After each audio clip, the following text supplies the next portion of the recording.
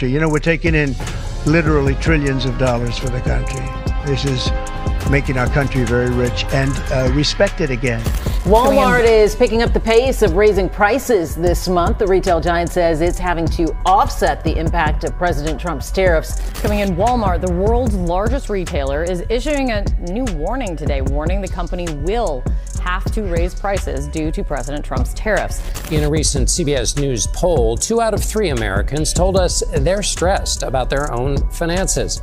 3 out of 4 said their incomes are not keeping up with inflation.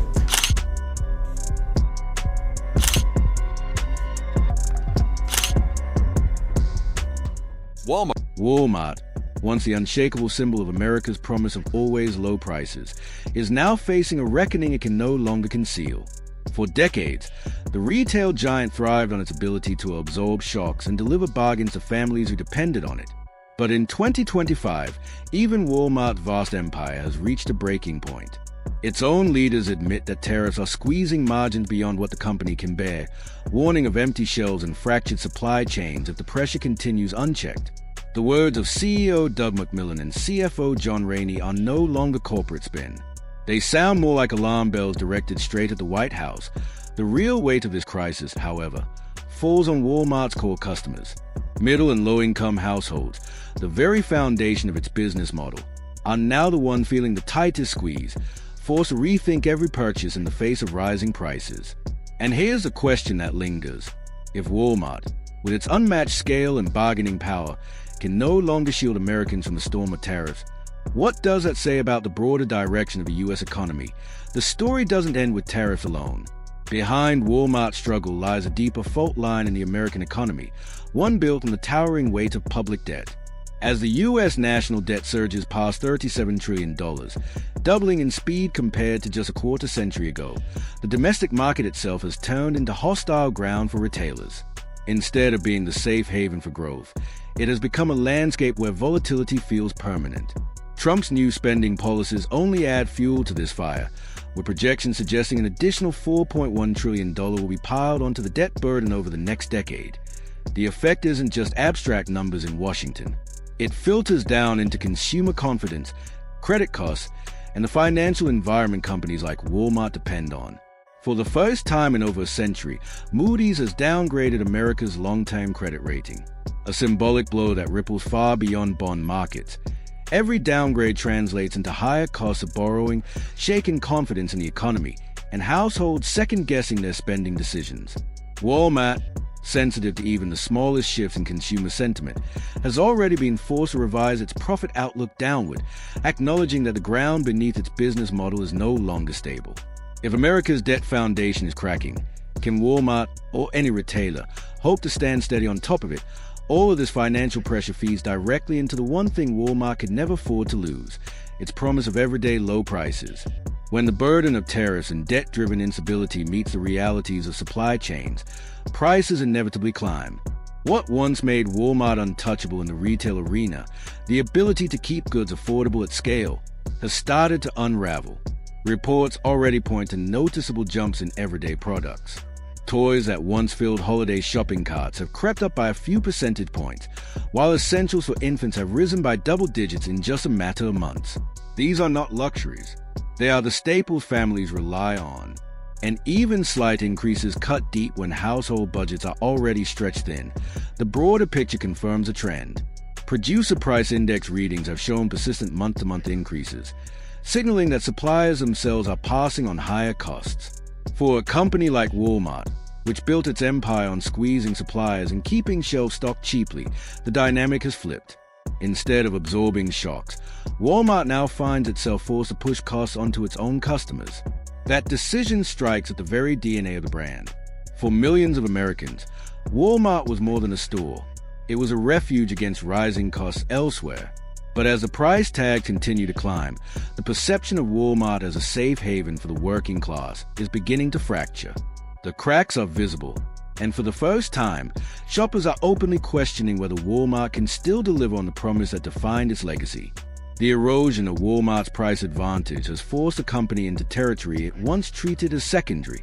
Rather than relying purely on retail margins, Walmart is leaning heavily on alternative revenue streams to keep profits alive. advertising has become the standout example. Walmart Connect, its in-house ad platform, posted a surge in growth recently, showing that the retailer is no longer just selling goods, but selling access to its customers. Membership fees and marketplace commissions add another layer, padding the balance sheet at a time when core operations struggle to keep up. In fact, some analysts suggest these side businesses now account for nearly half of the incremental profit Walmart reports that IT is a pivot that reveals both resilience and vulnerability. Resilience, because Walmart is finding new ways to generate revenue in an environment where its traditional business model is under siege. Vulnerability, because those new streams highlight how much its foundation has shifted. For decades, Walmart's reputation was built on its ability to act as a buffer for American families against broader economic turmoil. Today, it is leaning on advertising, memberships, and commissions to stay afloat. That may help the numbers in the short term, but it cannot replace the trust of millions of customers who built their financial lives around the idea that Walmart meant stability today as the storm of tariffs, debt, and shifting consumer expectation continues to batter the economy. Walmart's struggle is more than just a retail story. It is a window into the fragility of an American system long thought to be unshakable. If even Walmart can no longer guarantee low prices and stability, then perhaps the question isn't just whether the company can adapt, but whether the economic model it thrived in is itself beginning to unravel. Resilience in finding new ways to generate revenue, but vulnerability in the sense that these pillars were never meant to carry the entire weight of Walmart's empire. No amount of digital ads or subscription perks can fully replace the power of the always low prices model. Walmart built its reputation on volume and affordability, not on acting like a tech company or media platform.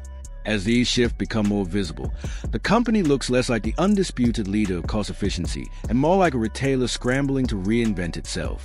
In doing so, Walmart risks losing not only its edge in pricing, but the very identity that made it a household name.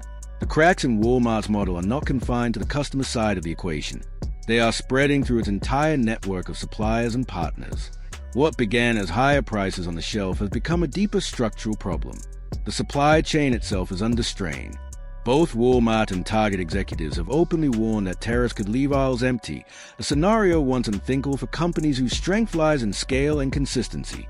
Suppliers, once pressured into lowering costs to meet Walmart's demands, now find themselves with little choice but to raise prices. That shift flips the power dynamic Walmart relied on for decades. Instead of dictating terms, the retailer is negotiating from a weakened position, forced to absorb cost hikes or risk losing product availability altogether.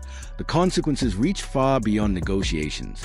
Staples like groceries, household essentials, and electronics, categories once considered the backbone of affordable living, are drifting into the realm of luxury for many families.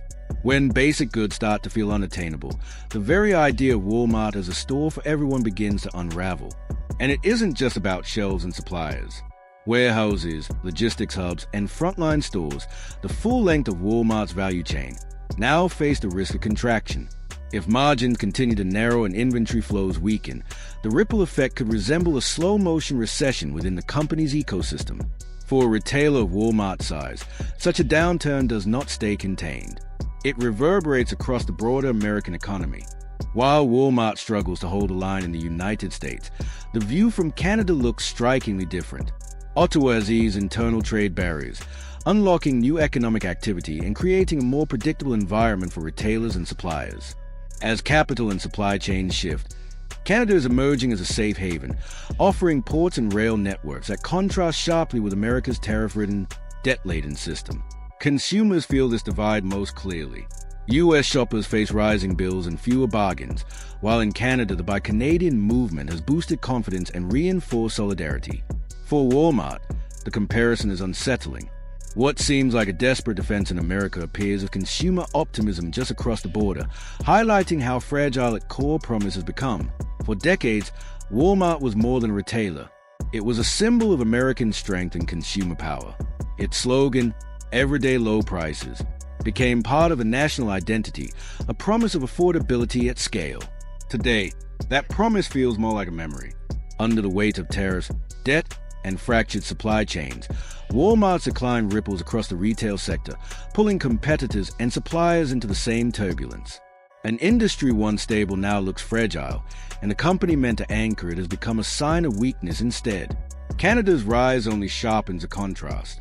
Policy reforms and consumer solidarity have strengthened its markets, raising doubt about Walmart's leadership and hinting that North America's retail center may be shifting that eye in the end. Walmart's biggest loss may not be low prices, but consumer trust, a currency far harder to rebuild than profits. Walmart's decline is not just a retail story. It is a mirror held up to the American economy itself. For decades, the company embodied the resilience of the American consumer, the very pillar that has driven U.S. growth at home and influence abroad. But when the largest retailer begins to falter, it raises uncomfortable questions about the durability of that foundation. If Walmart can no longer sustain its promise, does it mean the American consumer, the engine of global demand, is breaking down too? The implications reach far beyond store aisles. Without Walmart as a stabilizing force, America risks losing one of its most effective tools for projecting purchasing power worldwide.